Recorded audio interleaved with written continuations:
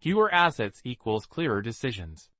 Modern investors often believe diversification means owning as many assets as possible. But research in psychology, decision science, and portfolio theory suggests something counterintuitive. Owning fewer assets can lead to clearer, more rational decisions. Here's why. 1. Cognitive load decreases. Human decision-making capacity is limited. Psychologist George A. Miller proposed that our working memory can only process a limited number of items at once. The magical number 7 plus or minus 2 when a portfolio contains 30 to 50 individual stocks, multiple asset classes, constant performance comparisons. The brain struggles to process everything effectively.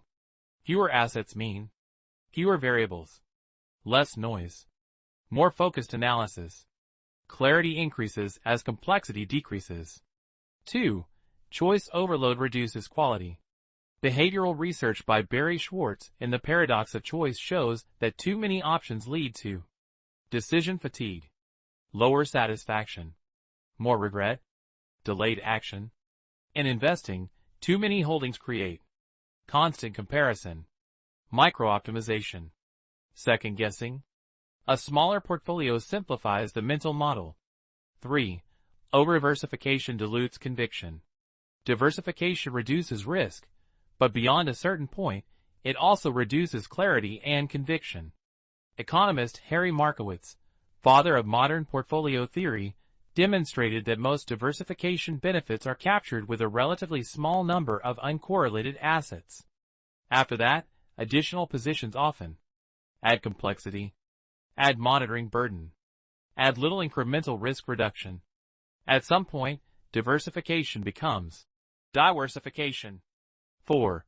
Fewer decisions equals fewer behavioral mistakes. Each asset introduces buy-sell timing decisions, allocation decisions, rebalancing decisions, emotional reactions. More assets equals more decision points. More decision points equals more opportunities for bias. Behavioral research pioneered by Daniel Kahneman shows that under uncertainty, humans default to overconfidence, recency bias, loss aversion.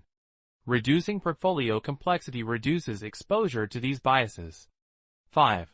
Monitoring costs rise with complexity.